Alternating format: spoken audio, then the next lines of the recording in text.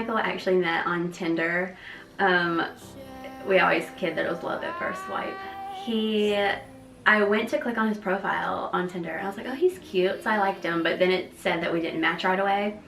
So the next day I was like, you know what, I'm gonna delete Tinder, this is stupid. And right when I was about to hit deactivate, it said that me and Michael matched. So I was like, oh, okay. And then immediately he messages me and he's like, hey, do you wanna go on a date? And I thought that was a little blunt, like, do you want to know anything about me? We didn't text like for days. We just decided on when we were gonna go on a date and we didn't talk to each other. So he came to pick me up, and when he came to the door, he was so tall. Like, I remember swinging the door open and being like, oh, hi. Take my whole life went on a date, and the whole time when we got into the car, first of all, I love Mustangs, and then when I realized that's what he was driving, I was like, okay.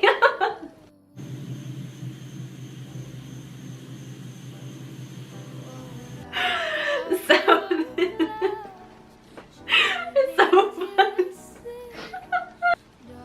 He's like, so since we don't know each other, this is gonna be awkward. And I said, no, it's not. And like immediately, we instantly just hit it off. We went on the date, and like even during the whole movie, we talked through the whole movie. We didn't stop talking the whole night. Take my whole life too. I think on our third date, he finally asked me to be his girlfriend, and I was a little scared. I was like, oh my gosh, do I really want a boyfriend right now? You know, it was like almost like it was moving too quick, but actually when I came home from our very first date, when I walked in the door, I just floated in the door. There was no like excitement, no disappointment. It was really peaceful. My mom was like, well, was it that bad? Like, why aren't you talking? I was like, I don't know. You know, I just felt really at peace with everything. So, you know, by the third date, he had asked me to be his girlfriend, and I said yes. And 9 months later, my birthday was rolling around, and I was working late one night, and Michael said, so do you want to go to dinner when you get off work? This was, you know, a couple days before my actual birth date. And I was like, okay, you know, when I get off work, we'll go eat. And so I get home and everybody's in the living room on the couch, like being really quiet. And I noticed there was a present on the fireplace, like probably like this big. So I was like, okay, somebody must have gotten me like an early birthday gift. It wasn't really a big deal. Well, then I noticed my mom's recording on his phone, and I was like, what is going on? This is weird. So they're like, you know, open your early birthday gift. And I opened it up, and it was bracelets to go to Disney World.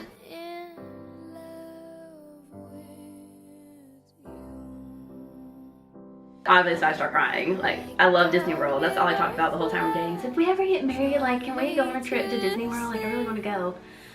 So I'm like, when are we leaving? Like, I thought we were gonna go like in the summertime, you know, because obviously it was December. And he's like, we're gonna leave at 4 in the morning. Mind you, it was like 8 o'clock at night. So pack and hurry and everything. So the thought of a proposal never really hit me until I went to bed that night, and I was like, oh, it's gonna be warm in Florida. I should wear flip-flops. That means I need to do my toes. So I'm laying in the bed, polishing my toenails, and I was like, well, maybe I need to do my fingernails, and then it hit me. I was like, oh my gosh, what if we go here and he proposes? But then I didn't want to get my hopes up just in case he didn't ask. We leave at 4 a.m. We get there, we go to Animal Kingdom and just have a ton of fun. And the whole time we're there, I'm looking at everybody's rings. Like, any woman and her husband that passes me, I'm like looking at her hand, like, that's a pretty ring. You know, I wonder which one I'm gonna get, you know, if I get one. He had planned the whole entire week that we were gonna be there, but he only planned one dinner, and it was for the very first night we were gonna be there. So I thought, why do you only plan one dinner? That's weird. He said, you have to absolutely be ready for dinner at 8 o'clock. He's like, we are leaving at 7:45, so you have to be ready by then. I mean, it was like dead set. So I was like, okay. So literally I start getting ready at 5 just to be sure that I'm gonna be ready by 7:45. Going on 7:30, and he goes, okay, are you gonna be ready by 7:45? I was like, yeah, I only have 3 pieces of hair left, like I'm gonna be ready. So he goes, okay, I'll be right back. I was like, where is he going? So I start panicking, obviously. I'm already done getting ready. Time is passing by. I'm like, is he gonna come back? Like, what happened? I'm like folding everything. Like, towels were already folded. I unfolded them and refolded them because I'm getting nervous. So then he knocks on the door. I'm like, okay, he's here. I swing it open, and it's like some random lady with his phone in her hand. So I'm like, what's going on? Okay, here we go.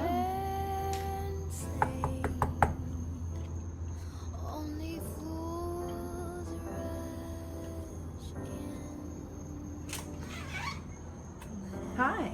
Hello. Are you Logan Jewel? Mr. Hawthorne wants you to come with me. The door. No worries. Close it up. We'll handle it later. So I follow her out the door because she knew my name, and she was like, are you Michael's girlfriend? So obviously I guess I could trust her. Everybody's like, why are you running off with a stranger? But she had his phone, so.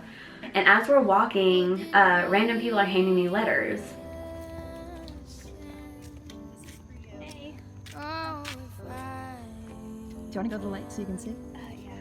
Come on. What did he say? Said, you're an amazing woman and I love you with all my heart. Do you think we should keep walking?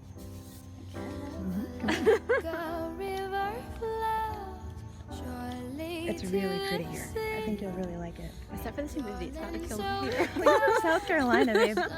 I know. And I'm like, what is going on? Like, obviously at this point, you know, you kind of know what's going on. And each little note says something sweet on it. And then Michael had also given me a Christmas gift the week before.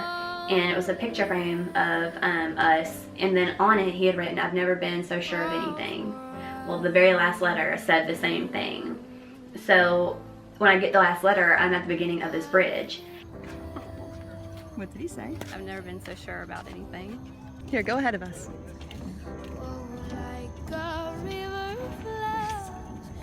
And I can see him at the other end, so they're like, oh, go ahead, go meet him in the middle. And I meet him in the middle, and that's when he dropped to one knee and asked to marry me.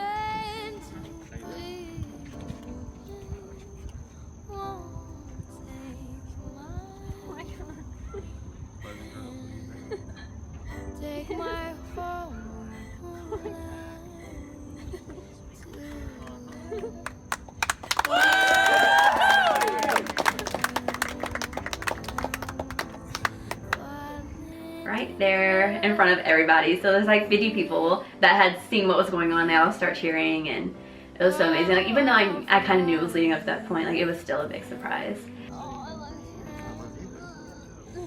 So we'd only been dating 9 months. He proposed, and then we had a wedding 6 months later. June 3rd, 2016 finally rolled around, and it was coming up to our wedding date. Honestly, people think that 6 months is a short amount of time, but it really feels like forever when you're ready to spend the rest of your life with your best friend. We'll do it all, everything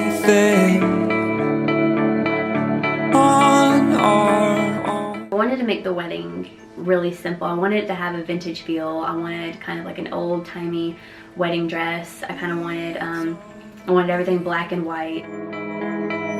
Anything or anyone.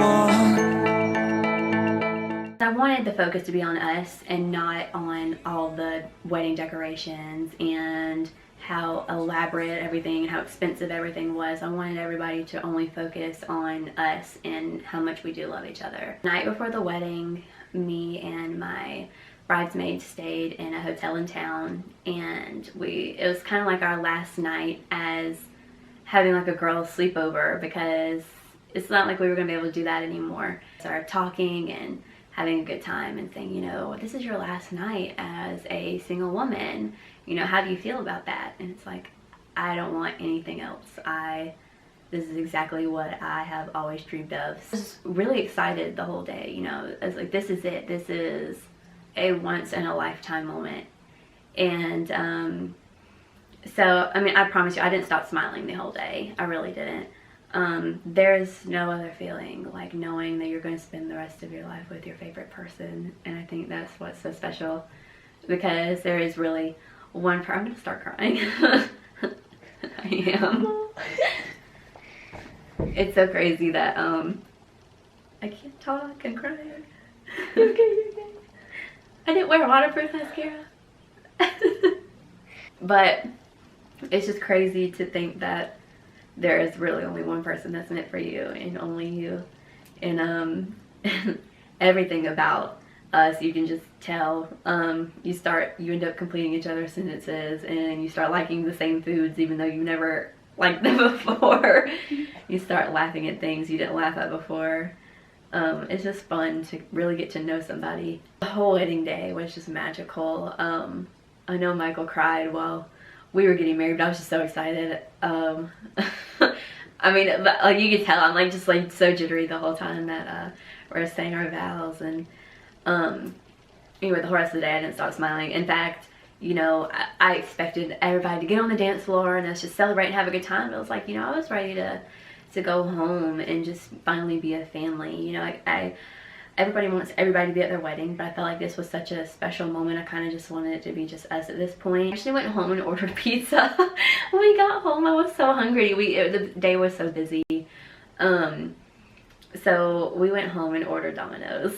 And we ate and relaxed and just talked about how blessed we are and how excited we are. And for the longest time, like for a few months, anytime we went on a date and we came home, I felt like he was supposed to still drive me back to my parents' house. It was hard to get used to, like, we're gonna be here forever, like we're never gonna leave each other. So now we've been married, hold on, let me count the months. June, July, August, September, October, November, December, January. Oh my god, it's been 9 months already? Wow. Wow, time really flies. Married life, it is an adjustment because you're having to learn to live with somebody, and when you're raised doing different things, now you have to learn to combine that. Like, who's gonna do the laundry? Who's gonna do this? You know, you have to now divide everything. Michael's really good about being helpful. He helps a lot. Like, if I tell him to do something, he gets on it. You know, he'll have to tell me to do something 5 times. I'm very hard-headed. I'm like, Michael, can you grab me this? And he just goes and gets it. He'll be like, can you iron my clothes? And I don't budge. When we very first got married, he worked swing shifts, so I would leave little notes around the house, like in the bathroom, because I knew when he came home that morning he'd go take a shower, and I'd leave him out like a cereal bowl with a little note talking about how I missed him, and just little things like that. And I kind of haven't done that in a while. I mean, we should do that. I think the hardest part about our relationship is deciding where to eat. And then also, he snores, so.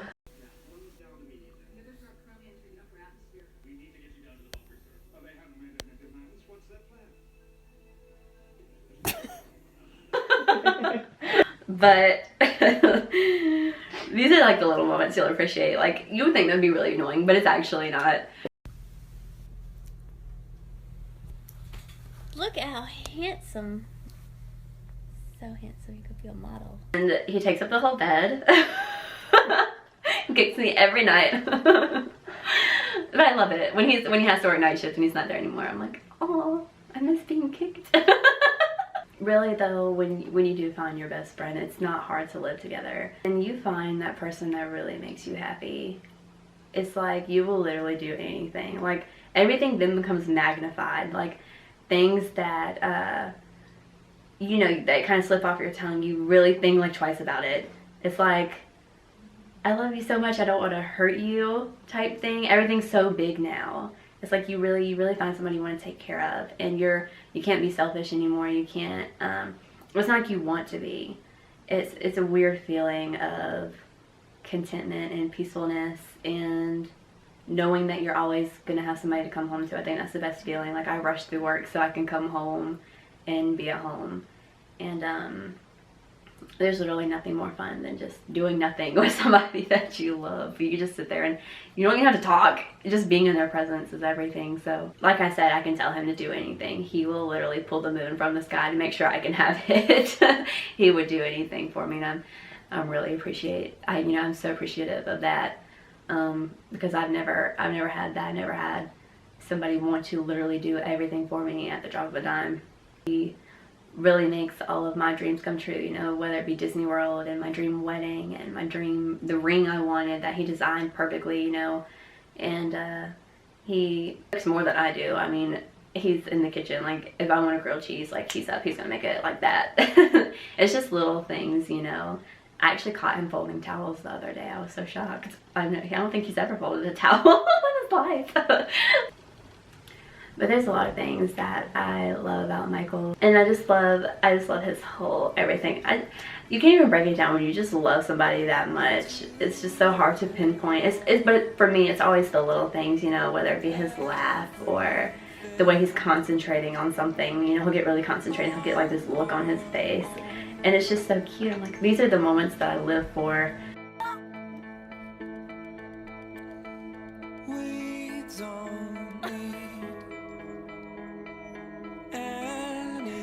Whether he knows it or not. Like, I'm always paying attention to those little things, and it's the little things that he doesn't realize that really, you know, still give me butterflies and still reminds me how much I love him.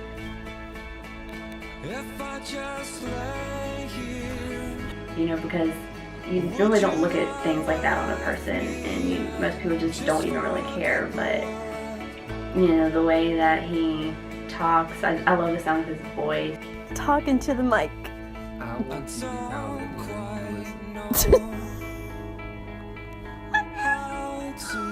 You know, I could just listen to him talk all night and not even paying attention to a word he's saying.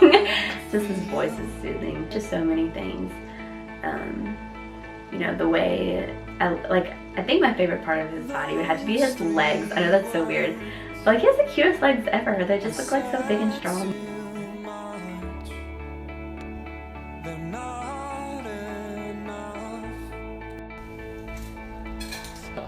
You're so cute. Check out him. Always the little things. The way he holds things, like the way, like his movements, his hands. Like, he'll start humming something, and I'm like, what are you singing? And he doesn't even know what he's singing. He's just humming things, or, you know, it's just always the small stuff, of course. And like, he's really like broken out of his shell. I think it's funny that he would get nervous. You know, we had been dating, and even when we were married, when we go on dates, he's like, what should I wear? Like, I want to look good. Like, you could tell he still gets nervous. I think that is so cute. Like, it's like we never get tired of going out and enjoying each other's company, but still feeling like it's brand new. You know, if you can still have a love and still feel like it's brand new and you're not getting used to each other, like, because you change every day, but still learning each other. And that's the fun part. You know, getting to know what pushes his buttons. I love to annoy him every day. That's the funnest part of my day, is being annoying. So I just stare at him all the time. He's so beautiful. Like, I'll just look at pictures of him, like, I'll scroll through my phone, like, I can't believe he's a mom. He's so cute. I'm gonna pinch his little cheeks, all four of them.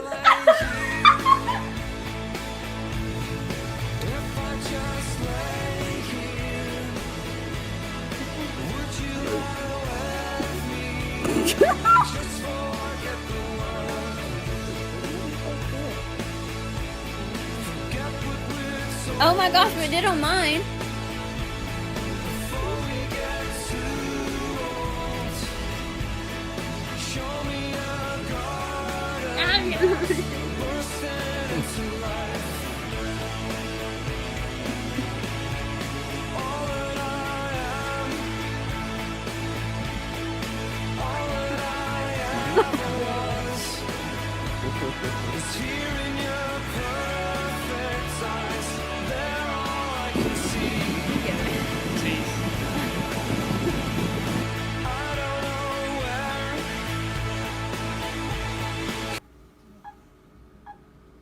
Hi. Wow, you're so pretty. Thanks. I'm gonna do the mag flip. What is this? Oh my gosh, this is so terrifying.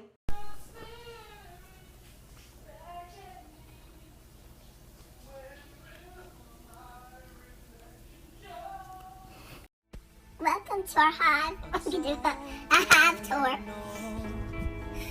Hello, I'm the king of the hive. My name is Michael.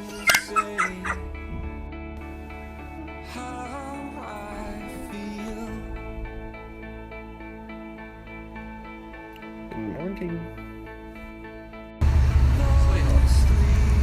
Can I get you Oh my lord.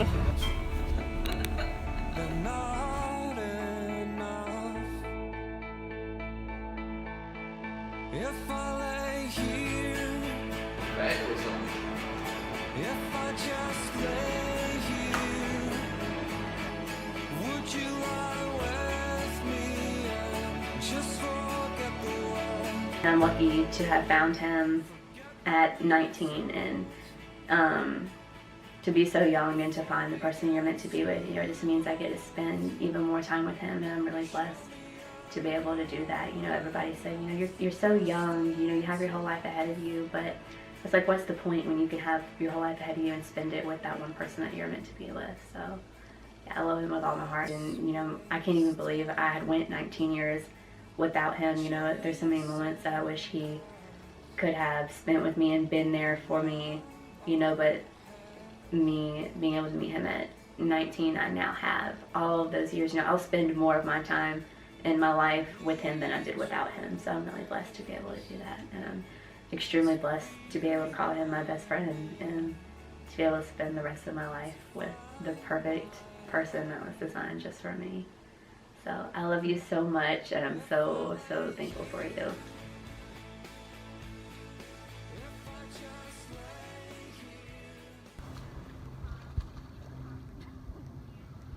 You gotta fall down. You gotta get up. You gotta get up and actually fall. Are you doing a video? Yeah. Oh. Heather, this is you. Look how beautiful this is. We're on a private island. We rented a moped right there. Look how crystal clear the water is. My hand's in the water. There's Logan. There you can see her booty.